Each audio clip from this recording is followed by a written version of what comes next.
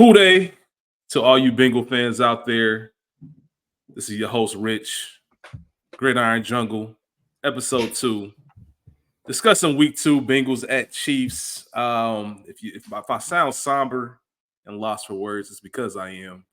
I'm not here solo. Of course, I got my good brother, fellow Bengal super fan, your two favorite Bengal fans.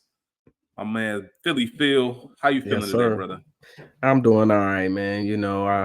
I talked about on the first episode not having expectations to win this game, but things change as the game gets going. So we'll Yeah. dive into it today, and I'm looking forward to it. Yeah, I'm looking forward to the conversation as well. Before we get started, just want to thank everyone for their feedback on our first episode as we try to grow this thing and build it. We appreciate all of the input, all of the comments, all of the likes, all the subscriptions. Thank you for that.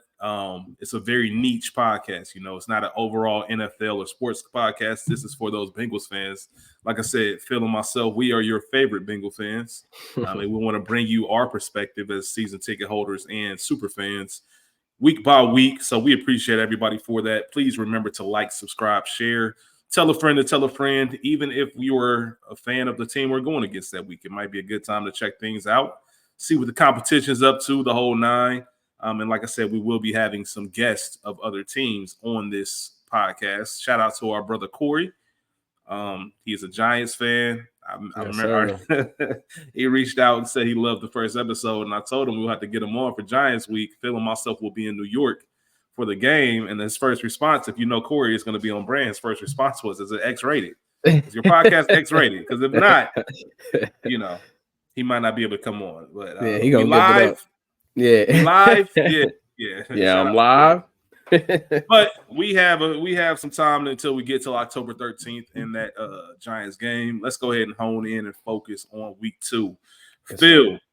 you did mention that you didn't have any expectations. I think that's part of being a Bengals fan in the Zach Taylor regime.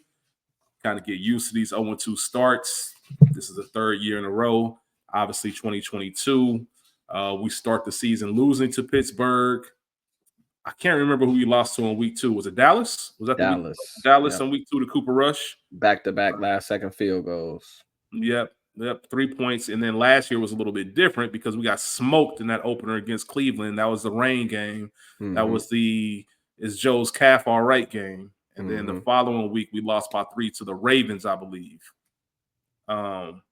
Yes, I think it was. I know it was a 3-point game. Night. Yeah, it was a 3-point game for sure. And then we came back with the Ring of Honor game against the Rams and took care of business and got our first win of the year. Obviously, history repeats itself. We are looking at week 3 Ring of Honor game, prime time, at home, looking for our first win. Phil, what were your overall thoughts on yesterday's game? I guess it should be, for all clarity, we are recording this the day after the game, Monday, so we've had about 24 hours to collect our thoughts, calm our tempers a little bit. Phil, what was your first reaction watching the game yesterday? Yeah, first reaction, just some takeaways. I'll start on the offensive side. All the naysayers, all the amateur risk specialists can be quiet for at least a week. Joe's wrist is fine. Nothing to be concerned about there. I know myself included. I won't say worried, but I was slightly concerned. But, a lot of people are ready to, start the Joe's injury prone narrative back up in that whole ordeal. So we can definitely put that to bed. Another thing, run game has been solid. That's 2 weeks in a row where I feel like the run game did a good job and unfortunately was underutilized. Still would like to see a little more balance there. As I stated last week, I like to see more of a 60-40 split, especially, back-to-back games, really tight game, really close game, was never, more than one score apart. So really, really want to see them lean on that run game a little bit more, continue to open up things for the passing game. I think, like I said last week, I think we might have seen the end of Tanner Hudson as far as him getting snaps at the tight end position. I had that in my notes. Phil was right. You were right. Really like the combination of Eric All and Mike Gesicki. Eric All actually outsnapped Mike Gesicki, I think, by 3 snaps. I think it was 33-30 there on that split. Drew Sample also had 33 snaps, I believe. So very balanced between the 3 tight ends there. Did see a bit of 12 personnel. Didn't like opening the game with 2 passes to Sample. I don't care if you just paid him. That's not really, how I think you should be scripting plays, but that's another. They were productive plays, so They were I'll give productive them a plays. The slide. first one was almost a fumble, though, but it almost doesn't count, so we'll move past that. Very I much think so. I think Burton definitely showed that he deserves more snaps. I don't know if he doesn't know the offense well enough. Whatever the case may be, I know the things that he does know, he does really well. So continue to utilize that. And you got to get Jamar more targets. You got to get Jamar more targets. A lot of people, and I'm sure we'll talk about it later, want to pin that penalty that he got on frustrations from the contract and this, that, and the other. No, Jamar's just a competitor. He wants the ball. He wants to be able to affect his team in a positive way. So I definitely would like to see them feed him the ball a little bit more. So that's what I got on the offensive side. Anything that you got on the offensive side, Rich? On the offensive side, all right, so let me give some credit where it's due. You might not like this the most, but I got to give a little bit of credit to Zach Taylor. Okay. One thing that we discussed, I can't remember if we specifically discussed it last week or just through our countless Bengals conversations, but the use of motion. I know for sure we talked last week about our offense being vanilla. Yep. And it seemed like this week there was a lot more action than what I was expecting, a lot of different lineups and sets. It almost looked like he was studying Andy Reid in some of these formations where you have a couple backs in the backfield, or once at some points Chase is in the backfield in shotgun next to Burrow. I read a stat about the utilization of motion. We utilized motion on 43 of 61 plays, which is 70.5%. The highest motion rate under head coach Zach Taylor. We generated 6.2 yards per play when we sent someone in motion, and 2.9 on the plays we did not send someone in motion.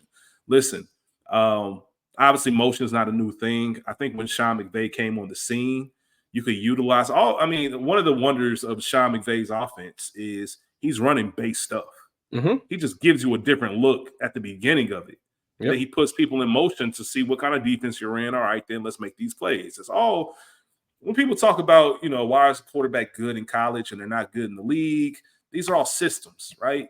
Remember RG3, there's so many quarterbacks when they come out, they say, well, you need to get a quarterback that fits their system. Jalen Hurts is someone right now who they talk about that.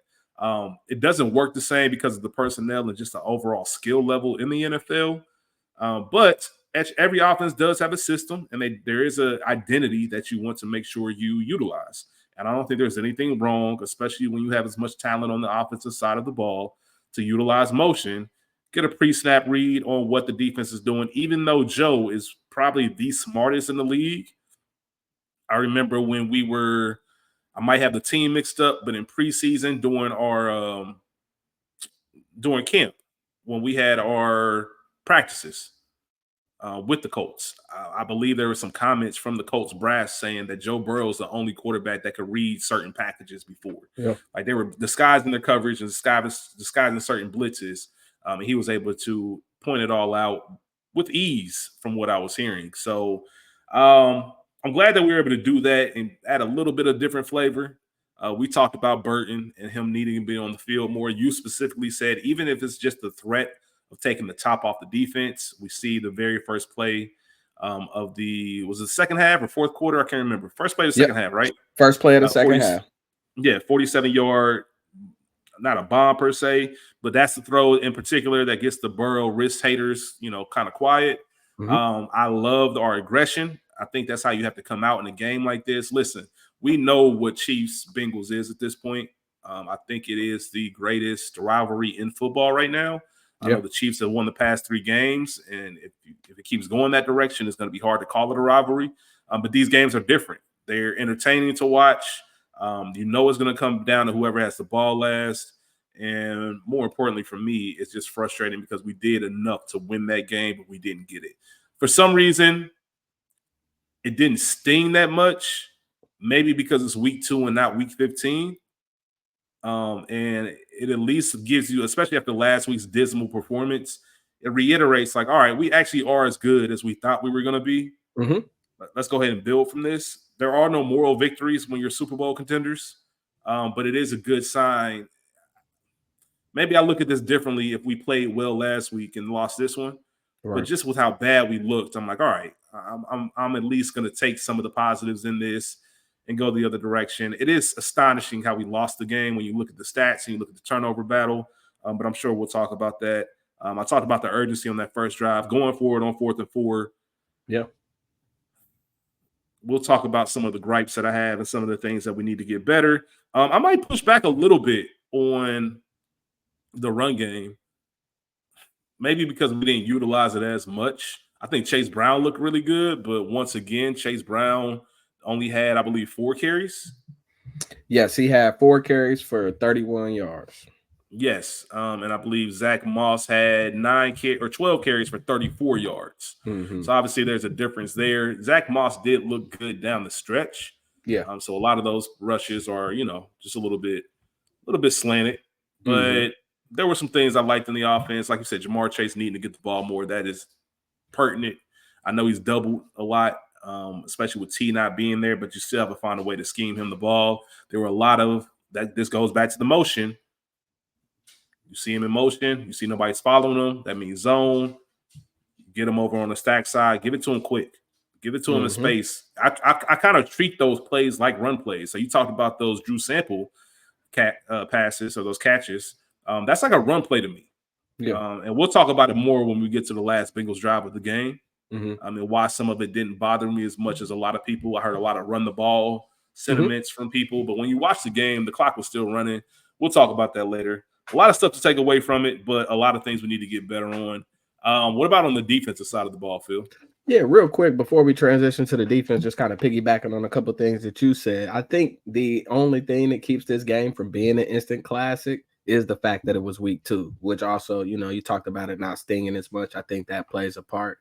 But what does sting more after this game is that week 1 loss, seeing the way that the Bengals responded, seeing how well they played against this team, and knowing that we missed the opportunity to start the season with a win. So that's a little frustrating. Oh, go ahead. I'm sorry. No, I was just gonna say something. This is something that Donovan. Shout out to D Hall. He's a Cowboys fan, but he listens and gave us some high praise about the show. But we all, you, me, and Donovan, we all listen to former NFL GM Mike Lombardi, and he always talks on his show about, it's easy to get up for the Chiefs, right? How do you get up for the Patriots? How do you get up for the Commanders? So those games that really don't mean a ton, even though I know the Commanders game will be prime time, but it's not the same. That's going to be the difference. And just going to your point, Phil, you want to see that fire. You want to see that same preparation for the Chiefs with the Patriots. So, yeah, it is frustrating for sure. And then just circling back to the run game, I know, Zach Moss had a couple carries that really went for nothing. But if you take away the few attempts that Burrow had, I think he had 6 for 9 carries. Moss and Chase Brown combined for 16 carries for 65 yards, which is just slightly over 4 yards a pop. So if your run game is giving you over 4 yards a pop, I definitely like, I like those percentages there. But transitioning over to the defensive side, just some takeaways that I have from there. Did a much better job tackling this week, especially given the opponent. Pacheco runs really hard. The rookie Carson still ran pretty decent, for being a fullback. I really like the way that they kind of forced Kansas City to run the ball. They ran a lot of too high, really forcing them and really baiting them to just run the ball. Kind of didn't allow Mahomes to really get in rhythm. I really liked the approach there. Another wonderful game plan by Lou. Let me ask you a quick question. I'm curious on your thoughts on this. You're right. A lot of too high, and Kansas City is going to take advantage of that in the run game. However, Pacheco's averaged 4.7 yards a carry. What does that mean to you? Is that something that you would have liked to see them switch up a little bit? That is a lot of pop. Now, it is Pacheco who runs. Phil always says Pacheco will not be in the league long because of the way he runs and the way the aggression that he uses. But I don't know. It just seemed like he was having his way at certain moments. He was to an extent, but I will say, where Pacheco usually gets explosives in the run game, his longest run was 11 yards. So he did have a lot of good timely runs. But I think when we really needed to stop, when they really needed to, make a play, I think they did a good job of that. So Yeah, it was weird when you watching the game and then looking at the stat sheet, and we'll talk about it as we go along this episode. mhm, That's why this game is so wacky to me, mhm. because the stat sheet screams Bengals win. Yeah, absolutely. In every aspect. In every aspect. And going to the Pacheco point, when you watch the game, I rewatched it today, Yep. painfully, and it seemed like he had a bigger impact. But then you 19 carries, 90 yards. He didn't even crack 100 yards. Yeah. Now I know he got hurt later in the game, but even then, that was at the end. That was fourth quarter, Very end of the game. 2 minute Yeah. drill. Yeah. So it's not like it had much of an impact, but it was just kind of. I thought he did a little bit more. Carson Steele, like you said, 7 carries for 24 yards. So they did a much better job in the run defense. It's still something I like to see them shore up a little bit, Mhm. especially when you have BJ Hill go down with an injury. And There Sheldon are some Rankins. Sheldon Rankins. They both went to the locker room. BJ Hill was out with a hamstring. Not 100% sure what Sheldon Rankins' status is or what happened to him. Yeah, Do you I know? believe he went. I believe he went out with a hamstring or maybe a calf as well. But I do know his was a lower extremity as well. Okay, then. But I will say, as much as we talk about the run game, you mentioned the tackling got a lot better. And I said this last week, you're going to move the ball on the Bengals from 20-yard line to 20-yard line. Just Hmm. punching it in is going to be the issue. And I thought the Bengals did a great job of being focused there. That Hmm. first drive by the Chiefs, stopping them inside their own 5 to prevent a touchdown and holding them to a field goal. I thought that was magnificent. That really set the tone Absolutely. for how the day was going to go. So you're absolutely right.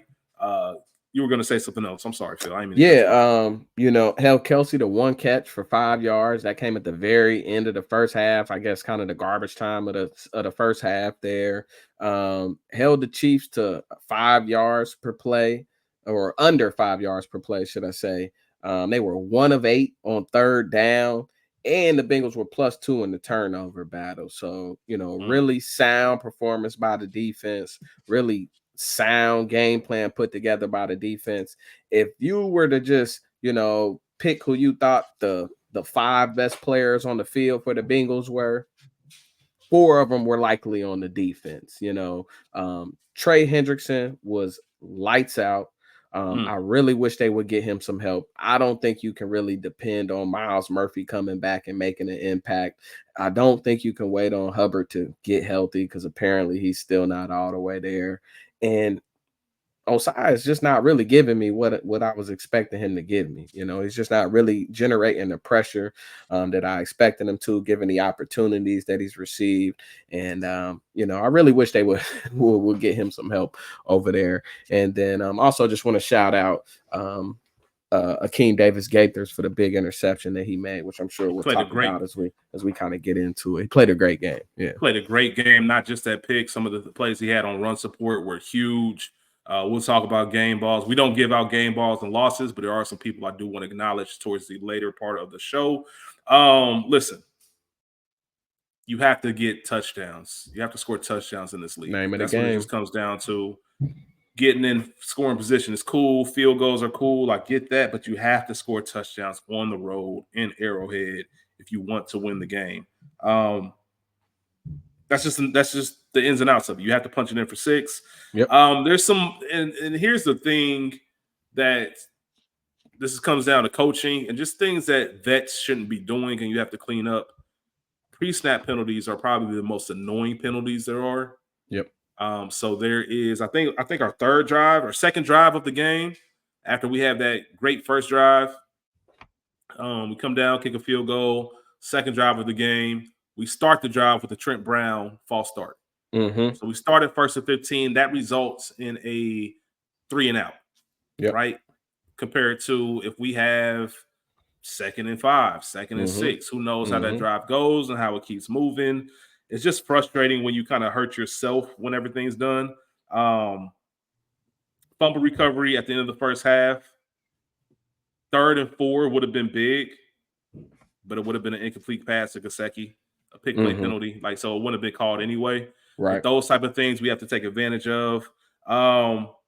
Big man TDs. I mean, that's a great call by Kansas City. Yeah. Andy Reid's going to utilize that. So you always want to hit them with what they don't see coming.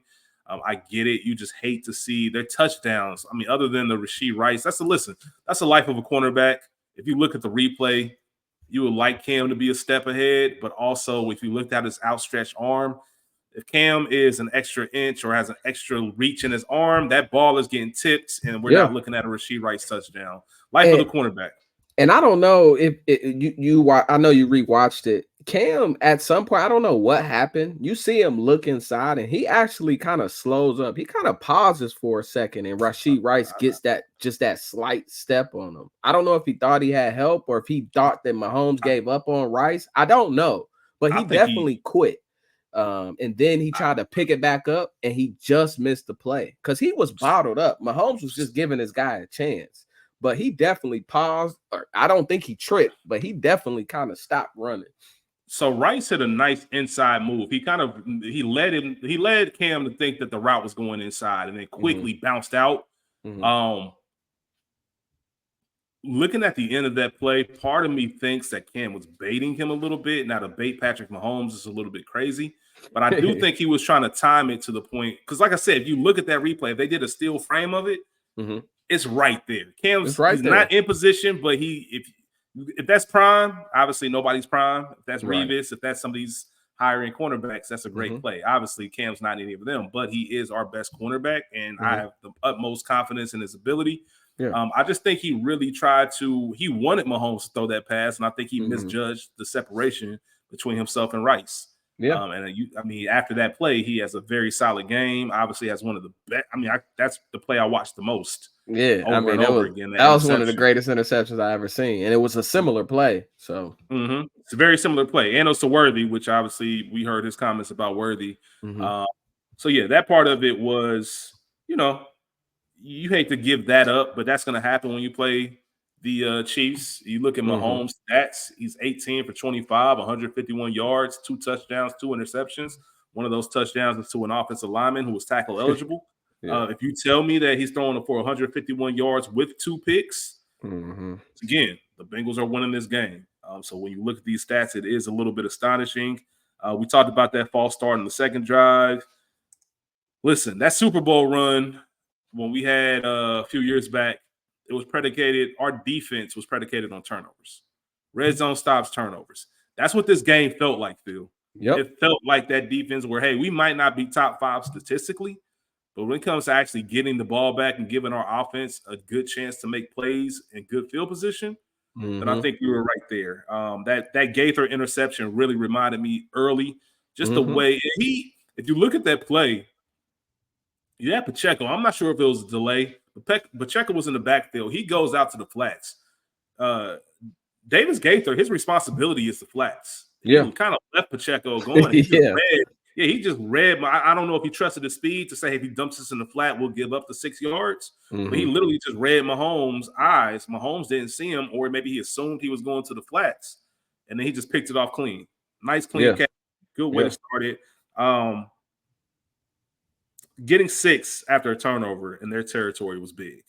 That was big. That's what I'm talking about when I say we need to punch it in. And obviously that comes right after that is when we have the Rashee Rice touchdown.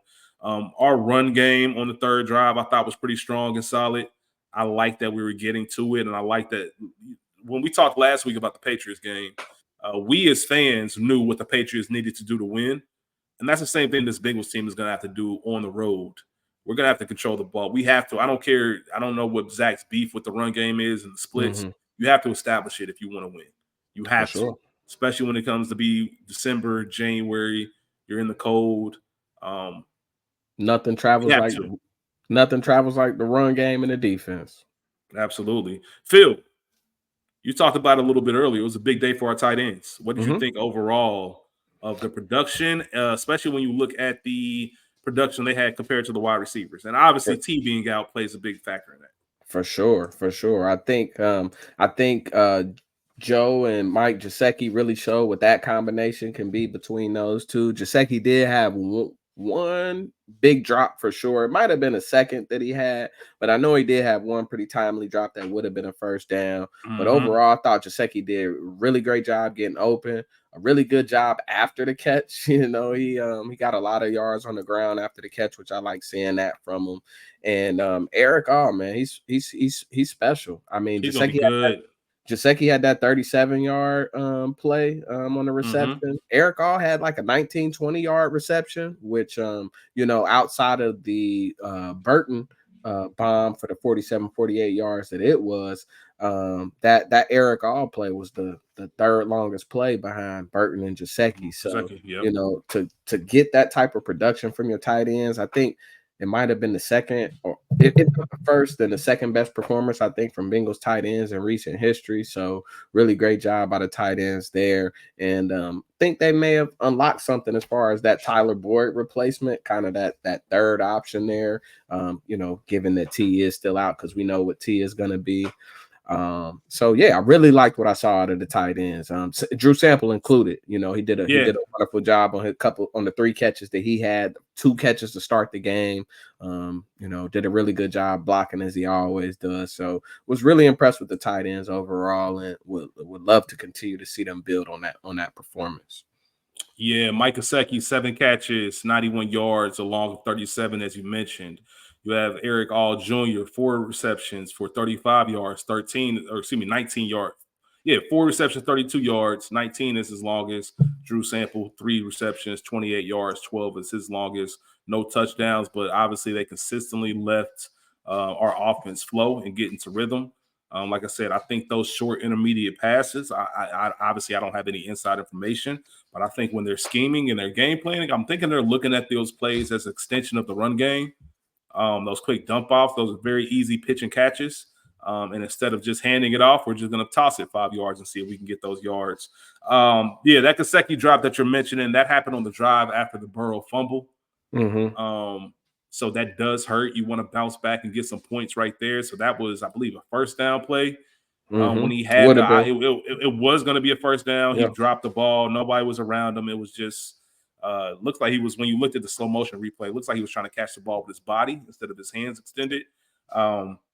It also looked like it was weird. It looked like the sun may have gotten his eyes. I don't know if you saw the angle that they showed on TV. You could literally see the shadow of the sun over the field. It was kind of like watching those old Oakland Raider games when he used to play on the baseball field. You kind of just see how the sun would kind of start to set there. So it was that I don't know what caused it, but it could have been definitely any number of things. Trying to get Yeah, upfield too soon. So.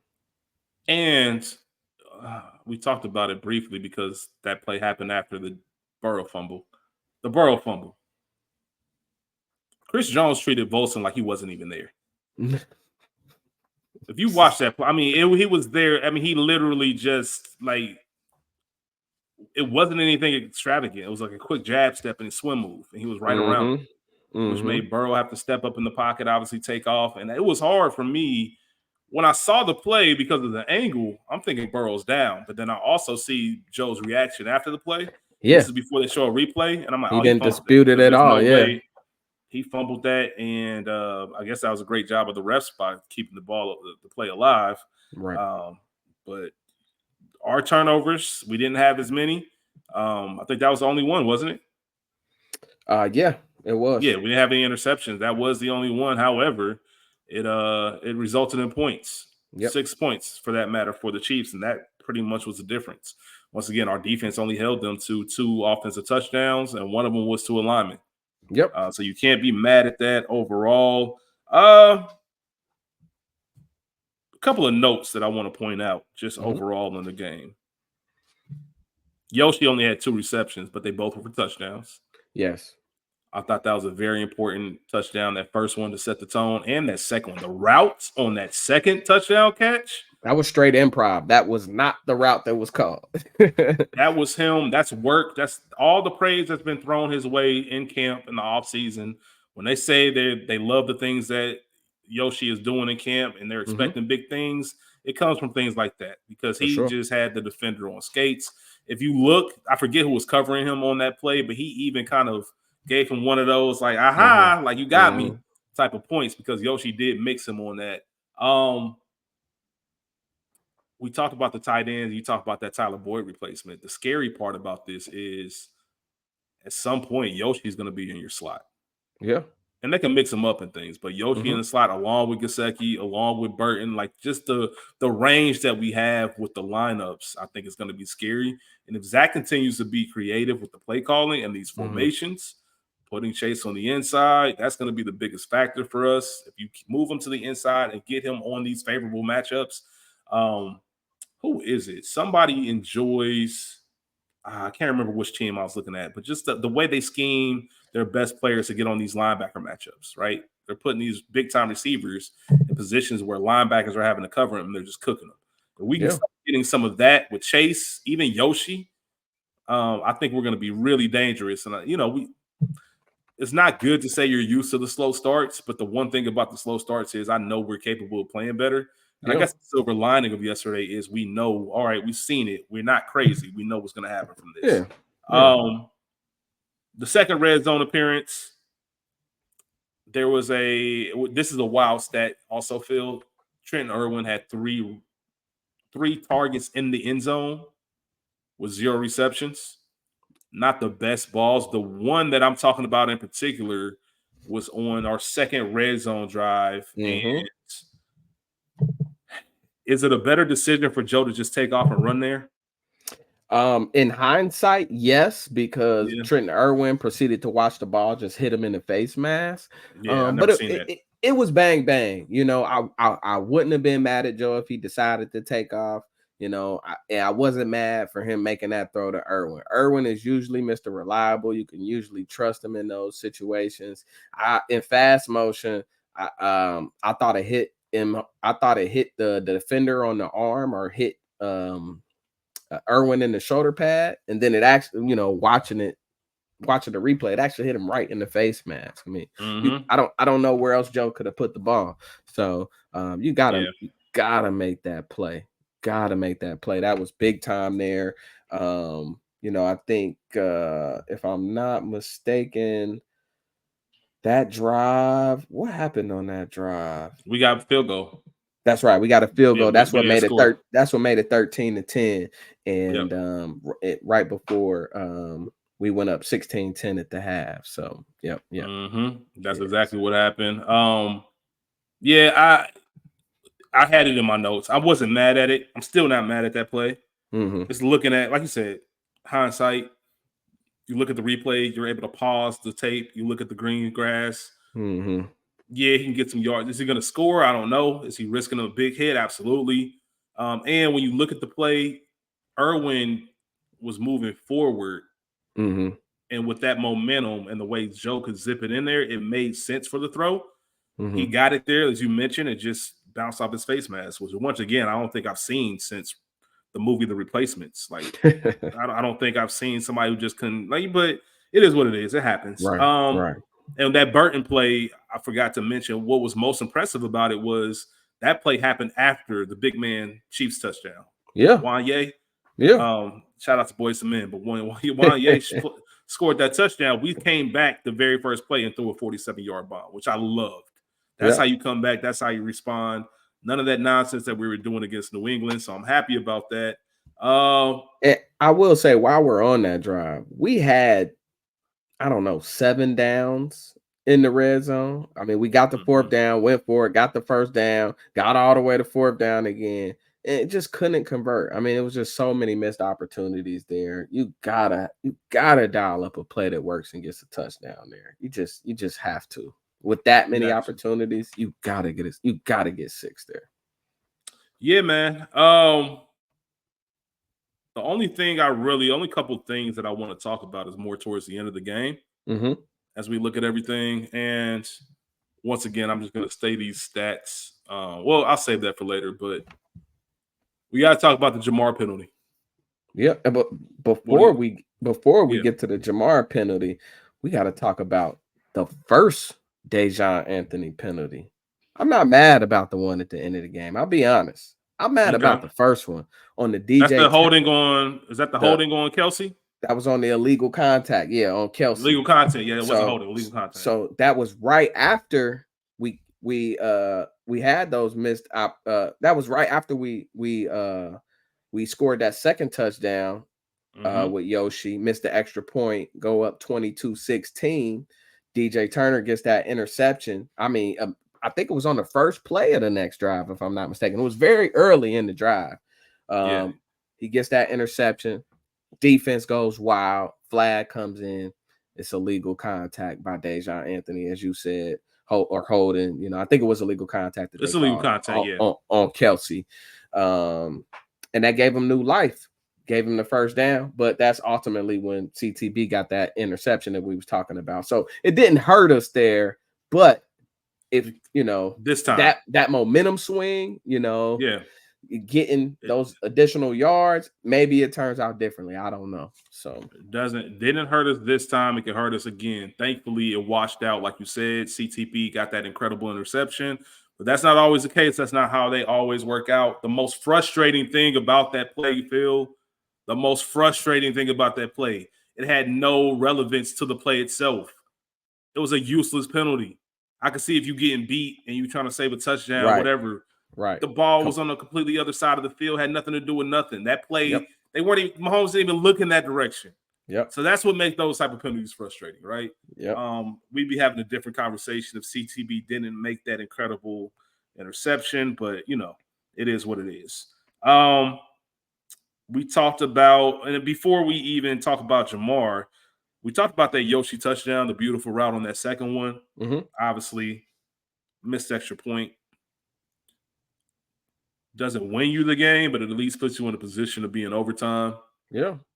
Maybe, obviously, everything changes, right? So I don't want to be too critical because you never know how things go. Maybe the Chiefs don't play it like they did. They knew they only needed a field goal, so maybe they're a little bit more aggressive. So maybe that's an opportunity to get more turnovers. I'll talk more about that end of that last drive and the second penalty. I'll talk about that soon. But let's talk about the Jamar penalty. For Phil, sure. you touched on it earlier. A lot of conversation about Jamar's contract, which we know at this point is not getting done this season. So we can put that to bed. Yeah. I think a lot of us already anticipated it being next year if you pay attention to the Bengals, the way they work, and just the league in general. I know a lot of people in their third year got some extensions this offseason, including Jalen Waddle, who was in the same draft class as Jamar.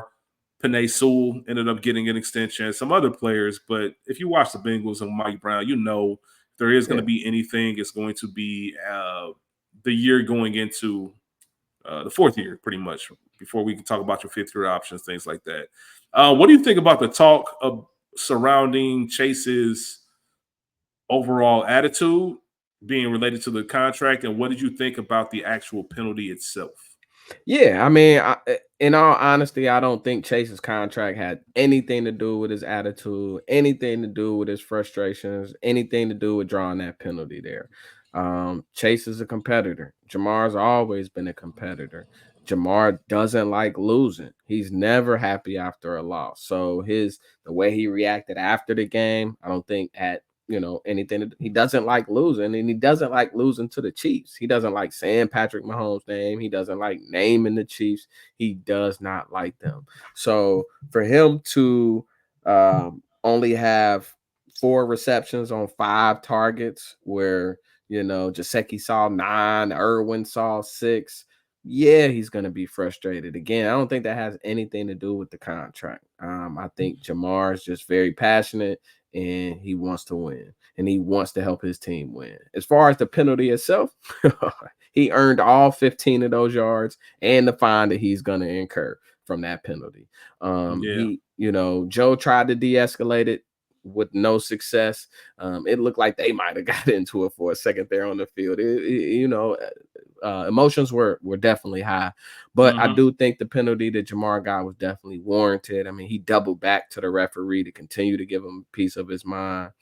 The play itself, do I think it was a hip drop tackle? Do I think it was an illegal tackle? No, I just think Jamar is built like a mini tank, and McDuffie did everything in his power to try to get him to the ground. I don't think it was a hip drop, so Yeah, Yeah, it was you know. it wasn't your traditional hip drop that they were actually pointing out on these on the film to indicate these penalties. It's funny because former Bengal Joe Mixon called out the refs as well, saying they're not enforcing the new hip drop penalty. Mhm. So, obviously we weren't the ones being tackled. You mentioned about Jamar and his build. I've always said I don't know if I've ever seen anyone with better balance.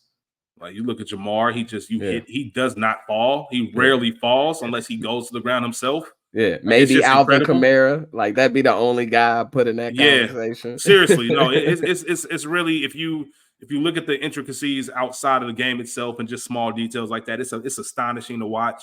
Like just Mhm. the angles that he hits and just his body and the way it moves and all of that kind of stuff. As far as his balance, I just think it's incredible. Corey's probably laughing at that.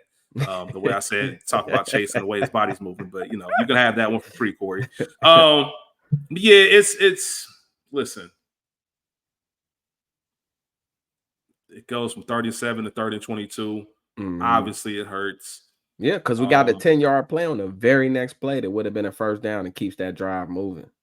keeps So that drive moving. So, I mean, I think that's something, I think Bleacher Report posted the clip of Joe like trying to restrain him and kind of Jamar just brushing him off. yeah, yeah, If you see Jamar, if you're watching the game, you can read Jamar lips when he says, I'm good. Like he's telling Joe, I'm good. And if you ever, everybody, if you've been young and outside with your brother and some stuff's about to pop off, you trying to tell your man to relax. You get that every now. Like I'm good, bro. yeah, Stop touching me. It is what yeah, it is. It's no big yeah. deal. Move on to the next one. It sucks after a loss. I'd rather them. I want Jamar to be that way because you Absolutely. mentioned not only does he hate losing, but he does not. Out of anybody on that team, at least vocally, he does not like the Chiefs like And at all. and what was the one thing I said last week coming into this week? I just want to see somebody that cares. I want to see somebody act like everybody on the Chiefs disrespect their mama. I want to see that Hmm. fire. Week one, we were flat. Nobody played with any passion. I saw passion this week. I am okay with that. If we continue to play like that, we're gonna win more games than we lose. So I don't want Jamar to change his demeanor, his attitude. I want him to continue that channeled aggression. Is it gonna, you know, get outside of the barrier sometime?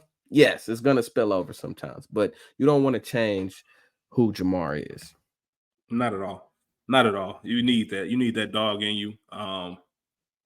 Just unfortunate. Just an unfortunate way, and that brings me to the end of the game. Hmm. Couple of things I want to point out, Phil, before I hand it over to you and we kind of talk about what we liked and what could be next. The drive with 6:45 left in the fourth quarter. All right. There were some running lanes, if you go back, that looked like we missed. Zach Hmm. Moss, especially in one of those early runs. One cut to the right and you have a clear running lane. He takes it up the middle, doesn't Hmm. get as many yards as possible. That's the same drive where we have that drop by Yoshi. Not the best ball, but also one of those balls. I think if that's Jamar or T, I think they slow down just a tad bit. I think they get settled and they You go got it. ahead and turn that into a play. So I'm not putting that on Joe, putting a little bit more on Yoshi, kind of that Hmm. inexperience. I think that's something they'll iron out. That's definitely going to be a play that they look at during film. So Hmm. they can hash that out for the future. That 3rd and 6 blitz. Get sacked on that Um, next play. yeah. So Joe normally picks that up. I just Hmm. went through this whole soliloquy about the Colts brass giving him credit for recognizing certain packages and looks and things like that. Now the Chiefs and Spagnolia, they doubled Chase all game. Hmm. So they didn't really send a ton of pressure. It was a lot of 4-man looks, not a ton of blitzes. That's something that Joe normally picks up. They did a Right. pretty good job of disguising it. Not a perfect job because you can see that safety creeping up. It looked like he was going to be doubling Chase, but then he Hmm. crept up. That's a situation. I just think this is me personally talking from my living room. So take that with what you may. That's a situation where I want to see a hard count. I think Aaron Rodgers gives you a hard count on that just to kind of get you out of what you're trying to do. And maybe if you are going to show a little bit, now I can see that coming. All right, Hmm. cool. I know you're coming from the side, and I know it's not fake pressure. I know you're really coming. Let me check something, or let me call a timeout because this is an important third down. But the lack of pressure meant that they could just come in clean. Joe did not see it. We take that sack. That is frustrating, and that's big. Um, I understand not wanting to use a timeout with as much time, and we could still have the ball back. I get it. So I'm not going to push the timeout narrative, but hard count, something like that would have been great. And then also to end the game, 4th and 6 with 52 seconds left, illegal hands to the face, right? Yep. Thanks to Hendrickson, played an incredible game. We get 4th and 16, 48 seconds left. We go home with the win if we get this stop. Is that a pass interference call? That it was pass interference, but do you make it? That's like basketball calling that foul with 10 seconds left. Like it's hard. I don't know. I know a lot of people talk about the Chiefs bias. I'm not gonna go there because it was the correct play, but man, it's kind of rough when you want that for the game. Like 4th and 16. Yeah. I mean, was it pass interference? Yes. Did he get there a little early? Yes. But like you said, when it's the end of the game and both guys are making a play on the ball, I don't know. I kind of feel like you got to swallow the whistle there. Trey Hendrickson got held on the play as well, and they didn't throw the flag there. If anything, throw that flag too, and let's get offset and let's run the play again. But I mean, if the roles are reversed and the receiver is the one going for the ball and initiating the contact, they're not calling offensive pass interference in that same situation. I don't think that's a fact. And we got calls that game. We got some calls. There's that Jamar. There's that Jamar PI where he pulled him down. When he pulled McDuffie down, for sure. Yeah. I mean, if you can hide it and get away with it, I'm cool with it. I'll tell you what pissed me off more than the PI call on that play. Mahomes isn't the quarterback that you rush 3 with. Nah.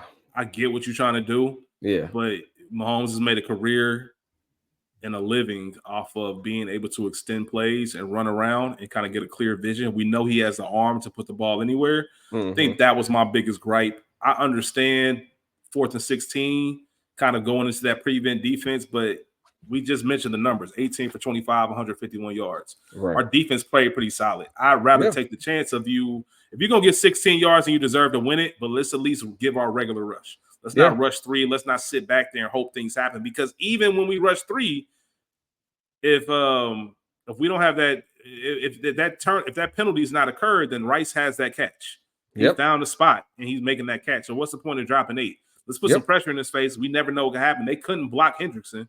No, as you just said, he was held anyway. So let's see what we can actually prove from this and get going. But it didn't turn out like that. I was very upset with it. I don't like when teams play conservative. When what you've been doing all game works. I get it, but it's 4th and 16. If it was 4th and 6, that might be a little bit different. But trust your defense. I think they earned enough that game to kind of take it home. And I feel a lot better if they convert that 4th and 16, knowing we played our regular defense versus we're adjusting to the legend of Pat Mahomes. Now, there are some quarterbacks that you happily rush 3 and put everybody back there. But Mahomes just isn't one of them. He's on that list. And I just wish we'd have done a little bit different, not to go against the great Lou. But it was something when I watched, I'm like, man, I really wish we would have stayed on our base or maybe a little nickel package and for sure. And I don't want to take anything away from Dejon Anthony because I think the rookie has a very bright future. I really liked him. I thought he had a great camp. Was happy to see he made the team. But he had, I think, 6 snaps in the game. 2 of them he drew penalties, and Battle had 1 snap. I don't know what Battle did to lose the playing time that he got. Last year I thought he performed well. I know they use him a lot on special teams currently, but that's the thing about Battle. Battle is one of the most savvy, most, smart guys on that defense because he's not the most athletic. So, why isn't he on the field in that situation? I know it's hindsight, but I mean, I don't know. I don't know. It just it just shows the kind of player that Dejon is because Lou is, historically known for not giving rookies a lot of runs. So, I definitely don't want to take anything away from him or point any blame on Dejon. Definitely hope that he rebounds and that he's handling it okay. I hope he doesn't let this moment define him. Kind of reminds me of Osai having that penalty at the end of that big Bengals Chiefs matchup. So yeah. I'm calling it now, Phil, when we are watching before the 2025 opener, that Thursday night game that's going to be at Paycor Stadium. When we're watching that America's team or America's game. Yeah. NFL Network's American Game about this season for the Bengals, we're gonna look back to this game and say that's the one where we knew. Like Yep. there's plenty of moments, most famously, or at least for me, the 2002 Buccaneers, when you watch that, they played the Eagles that year and lost. Mm-hmm. And I remember they said after that game, like, we got them. Like, we see Yeah. them again, we got them. And they Yeah. smashed the Eagles. They closed down I forget the name of the field before the link. But whatever that field was that the Eagles used to use, I think that's the one that had the jail cell in it. Yeah, underneath the stadium. Underneath the stadium. Yep. Yeah. But whatever it was, they shut that stadium down and called it a day. So I really honestly think, even though the loss sucks, Yeah. and you're sitting at another 0-2, that we could really be looking at this game and saying that's the game that all of our young kids grew up. That's when the vets knew what it took to win. We don't give out game balls, like I said, for losses. So we have 2 of them so far, but I do want to give a shout out to Trey Hendrickson. I'll be honest, he's looking like the best defensive end in the league. That's including TJ Watt, Myles Garrett, and Joey Bosa. Yes, I'll sir. say that right now. He's a one-man wrecking crew. Nobody can block this guy. He's incredible. I've been singing his praises for some years, but now I think everybody else has caught up on him. The tight end group as a unit, we talked about them. I want to give them some credit. And also Akeem. Yeah. Akeem Davis-Gaither. So I think he just played incredible football. Yeah. Like I said, the interception was big, but there was a big play. I think it was 3rd and short, 4th and short, where he just stonewalled one of those linemen for a short gain. And I think it might have cost 4th and goal or 4th and short or a turnover. I can't remember exactly, but I do want to highlight them. Like you said, the defense played a lot better. They played it well enough to win. That's why it's so mind-boggling. Do you have any praise that you want to give before we talk about Washington? Yep. Adding on to that, 2 guys that I want to give praise to. Cam Taylor-Britt bouncing back from that touchdown that he gave up, having that huge interception, which I think was arguably one of the best interceptions I ever seen in my life. Amazing play. I haven't stopped watching it. And then also Jermaine Pratt. Louis P. Definitely want to give some shout out to Pratt. Career high 16 tackles. He took last week's tackling performance very personal, and he made a lot of plays all over the field. And looking forward to that defense continuing to trend in the right direction, and hopefully the offense can get to where we expect them to be, and winning some games. Absolutely. So that kind of wraps it up for that game. It's odd because you're upset. You want the win. It's the Chiefs. But I'm eerily calm, Phil. I'm eerily calm. I was upset. I was hurt by the loss. Don't get me wrong, but I'm also not I'm not hanging my hat on it. I felt like we saw enough to where I'm comfortable getting into week 3 and building on it.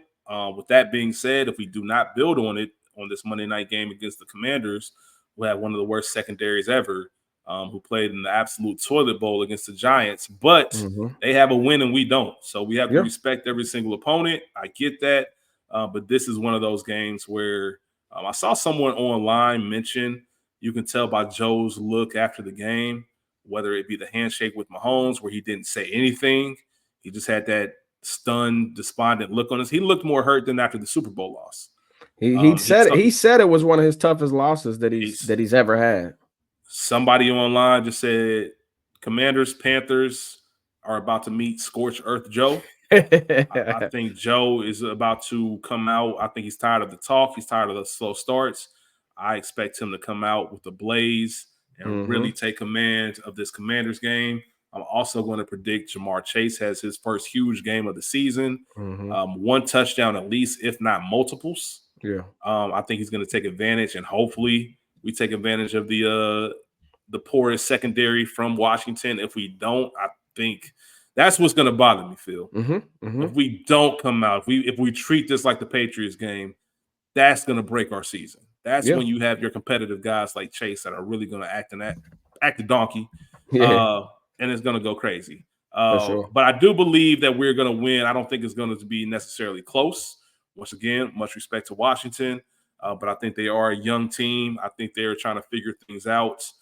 Can they pull a fast one? Absolutely. But I just think after last week's performance, I can't see that really happening. For sure. What are your thoughts overall on how we handle next week's Monday night game?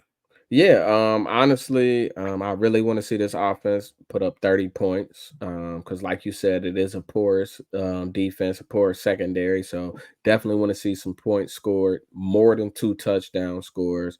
I want to see some shots down the field, specifically to Jamar Chase.